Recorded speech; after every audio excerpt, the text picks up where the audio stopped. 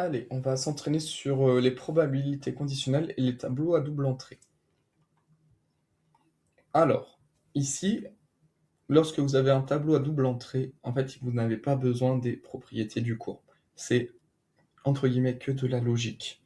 C'est-à-dire, il suffit juste de bien lire le tableau et vous avez la réponse sans appliquer aucune formule. Alors, application 1. On choisit un dessert au hasard. On considère les événements E, le dessert est un éclair, V, le dessert est à la vanille. 1. Déterminer la probabilité que le dessert soit un éclair à la vanille. Donc, que veut dire le dessert est un éclair à la vanille? C'est-à-dire que le dessert est à la fois un éclair et qu'il est à la vanille. Donc là, en fait, c'est qu'il y a un « et » caché ici. Le dessert est un éclair à vanille. Donc la question 1, c'est la probabilité que le dessert soit un éclair, P de E, et V. Et donc là, on a un tableau à double entrée. Donc vous ne prenez pas la tête avec les propriétés du cours.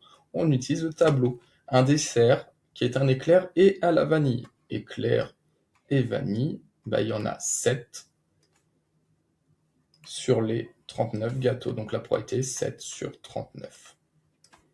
Question 2. Sachant, alors déjà, sachant, ça veut dire qu'on va avoir une probabilité conditionnelle. On rappelle, dans une probabilité conditionnelle, ça, c'est la probabilité de A. Et ce qu'il y a ici, ça, c'est le sachant. Sachant que B est réalisé. Donc, sachant que le dessert est à la vanille. Donc, on sait que le dessert est à la vanille. Donc, c'est-à-dire que là, on sait qu'on a V. Quelle est la probabilité que ce soit un éclair? Donc, on veut la probabilité que le gâteau soit un éclair, sachant qu'il est à la vanille. Alors, dans le tableau, on regarde, on sait que le dessert est à la vanille. Donc, on prend tous les desserts à la vanille. Il y en a 18.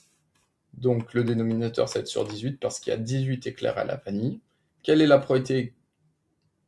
Qu'est-ce que je raconte? Sachant que le dessert est à la vanille, donc parce qu'il y a 18 gâteaux à la vanille.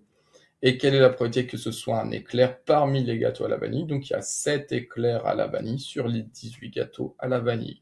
Donc, c'est 7 sur 18. Question 3. On vous dit que le dessert est un éclair. Donc là, en fait, c'est qu'il y a un sachant qui est caché. Alors, on vous dit le dessert est un éclair. Donc, on sait que l'on a un éclair. Donc là, ça va être un E ici. On sait que le gâteau est un éclair. Et quelle est la probabilité qu'il soit à la vanille? Donc là, c'est la probabilité que le gâteau soit à la vanille, sachant que l'on a un éclair. Donc comme on sait que le dessert est un éclair, on se met dans la ligne éclair. Il y a combien? Il y a 20 éclairs.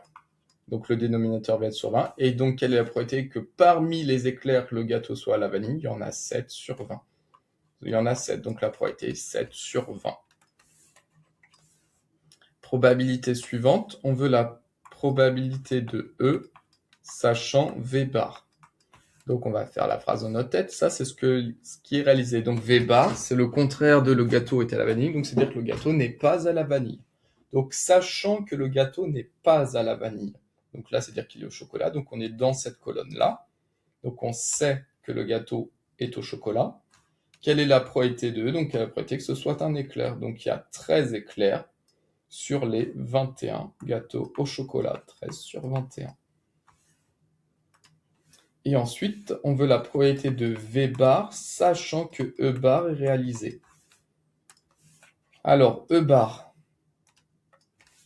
ça veut dire qu'on sait que le gâteau n'est pas un éclair. Donc, c'est-à-dire qu'ici, que le gâteau est une tartelette. Donc, on sait qu'on a pris une tartelette, donc les tartelettes, il y en a 19. Et on veut la probabilité de V bar. Donc, V bar, c'est-à-dire le gâteau n'est pas à la vanille, sachant qu'on a une tartelette. Donc, parmi les 19 tartelettes, combien ne sont pas à la vanille? Il y en a 8. Donc, la probabilité est 8 sur 19.